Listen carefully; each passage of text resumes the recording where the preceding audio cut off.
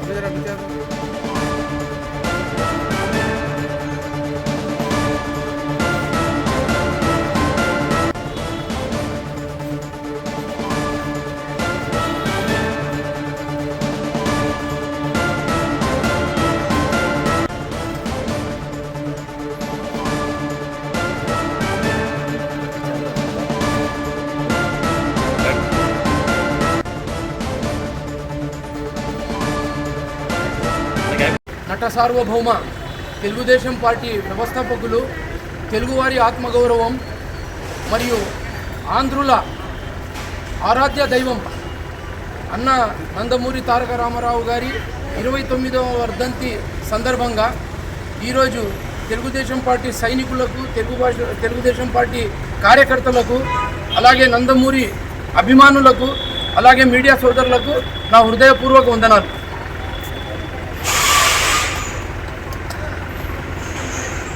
ఎన్టీఆర్ రామారావు తెలుగు వారికి పరిచయం చేయవలసిన పేరు లేదు. ఎందుకంటే ఆయన ఈ విశ్వంలోనే పేరుగాంచిన ఒక వ్యక్తి ఎవరైనా ఉన్నారంటే అది ఎన్టీ రామారావు గారేనని మీడియా ముఖంగా తెలియజేస్తున్నాను. ఆయన ప్రస్థానం రాష్ట్ర రాజకీయాల ఒక మైలురాయి. ఆయన పరిపాలన కొత్త తరాలకు నిదర్శనం. ఆ మహానుభావుడు చేసిన పరిపాలనలో కొన్ని పథకాలు ఈ రోజు వరకు కూడా జనాలు తలుచుకుంటున్నారంటే ఆ మహానుభావుడికి నిజంగా ఈరోజు నివాళి అర్పిస్తున్నాము.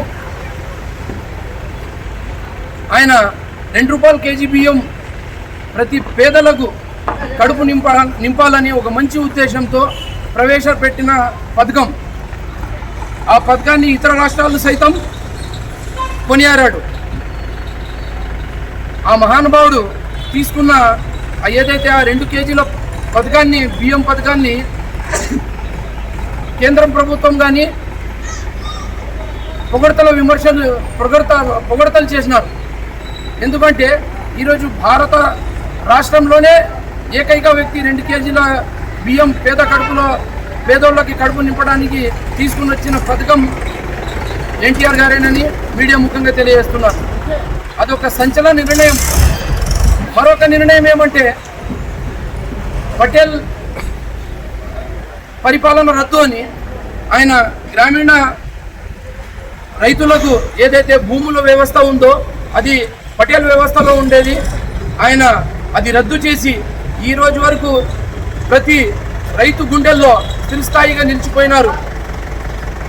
అలాంటి వ్యక్తి ఈరోజు వర్ధంతి ఉంది కాబట్టి ఆయనకి మేము నివాళులు అర్పిస్తున్నాము అని మీడియా ముఖంగా తెలియజేస్తున్నాము. ఎంసీహెచ్ హాస్పిటల్, మదర్ చైల్డ్ అన్న హాస్పిటల్లో ఈరోజు అందరికీ టిఫిన్, పేషెంట్లకి ఒక 500 కుటుంబాలకి టిఫిన్ పంచినామని ఆయన స్ఫూర్తితో, ఆయన ఏదైతే సేవా కార్యక్రమాలు చేసినాడో ఆ స్ఫూర్తితో నేను ఒక తెలుగుదేశం కార్యకర్తగా నేను కూడా స్ఫూర్తిగా పని చేయాలని మీడియా ముఖంగా తెలియజేస్తున్నాను.